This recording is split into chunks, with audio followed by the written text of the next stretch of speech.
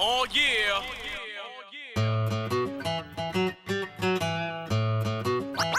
Oh yeah. Oh yeah.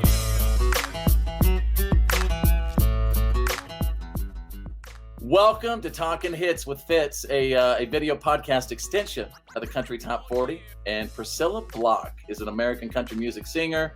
She's released Just About Over You, a native of Raleigh, North Carolina. Did I say the Raleigh? Yeah, Raleigh. Said it right? Raleigh. And you're one of 5 children. I am. Chaos. Chaos. Listen, I understand the chaos part because you're not going to believe it. A year ago, I had 5 kids. Then the Lord blessed me with twins.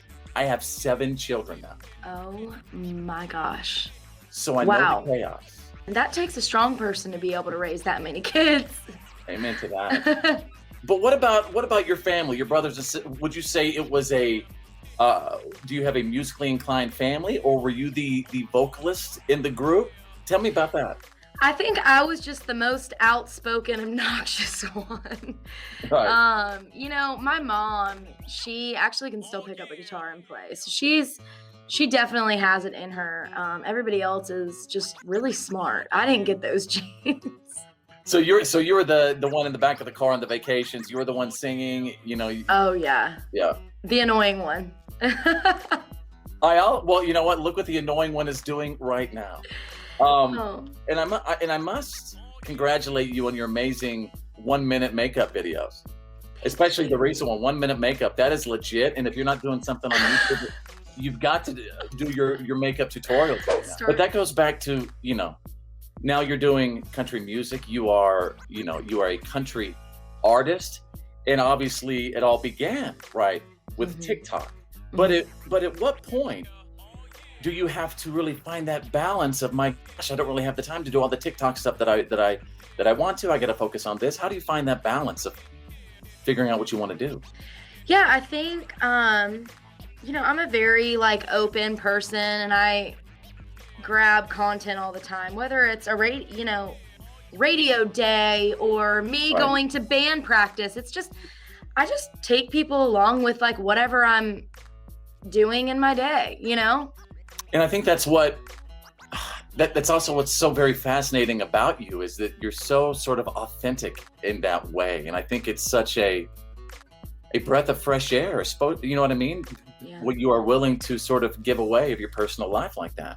Yeah, I try to keep it pretty real, and I've never been one to really overthink things, overthink posts. I just kind of there's a fat roll hanging out, whatever.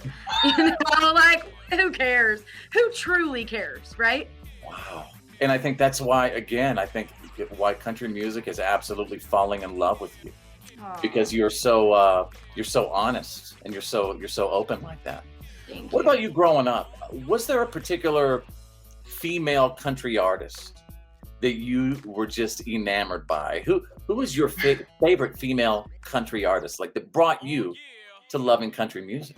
Taylor Swift. Awesome. I love Taylor Swift, and I loved, all Does night. she know that? Does she know that? I don't know if she knows that or not, but those were the first songs that I started learning on guitar, was Tim McGraw and just different ones of her songs. But I loved all 90s country. I loved Shania Twain and Martina McBride, George Strait. Yeah. I went up, going back to Taylor, I walked up to her one time, and it was, God, I can't believe I did it. But I said, Taylor, I don't know when I'm going to have this opportunity again. But I just want to let you know that you are our Princess Diana. Aww. You know what I mean? You are our queen because of not only the stuff she does musically, but as you know, the things she does, for many other issues and platforms across the world. And, who knows if she'll remember that or not, but I guarantee you that she'll remember Priscilla Block saying Aww. that it was Taylor that got her love in country music. Yeah. So let's go back to the TikTok thing. When did you notice that A, it was huge and that you should get on it? And B, when did you get that call where basically, hey, we saw you on TikTok and we want to do something? Yeah, I started noticing, when I first got on TikTok, it was at the beginning of the pandemic, and I literally thought it was a dancing app. I did not think really, that's kind of all I saw on there. And I was like, I wonder if I should just post my own music, because Lord knows I can't dance, you know? It's like, so I started posting my original songs of just me singing along to it in my kitchen or whatever, and the response like just started grow. Like, it was very different than I've ever seen on any social media platform at the time, you know? Was it an overnight boom, like, oh my God, look at the hundreds of thousands? Or was it a sort of a gradual, you saw your numbers climbing? It was climbing, and then there was a point where it was like 10,000 new followers a day. Wow. And it was like growing fast. And yeah, so that was really when I was like, I'm gonna keep pushing my music on this app. I mean, I can't play live shows right now, so it's like such a great way to reach millions of people. And it was really when I released Just About Over You, there were so many fans that came together to help me put out that song into the world. I mean, it was crowdfunded. Right. Because they were cheering, you included them in your story. I let them choose the cover art. It was brilliant. It was crazy, and took them along with the whole thing. And the day when I released it, the next day it had gone #1 on all genres iTunes charts. And that was the moment. I mean, I'm sitting like, I forgot people buy music besides me, you know? Right. And it was absolutely insane. Someone had called me and it's like, have you seen the iTunes charts? And I'm like, no. You're like, what? No, like, and it was crazy. And so at that point, that next day after I released Just About Over You was when we got calls from everybody.